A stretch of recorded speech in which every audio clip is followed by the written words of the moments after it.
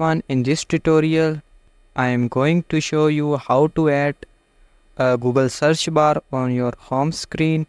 For this, long press on your home screen and you will find an option here, widgets. Click on it. Widgets, click on it here. You need to find Google. This is Google.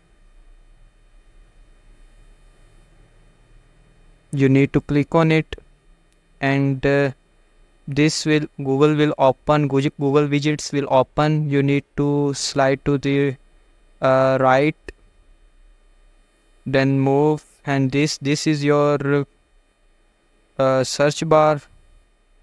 You need to add it on here. Click this add button, and you finally add your Google search bar on your home screen.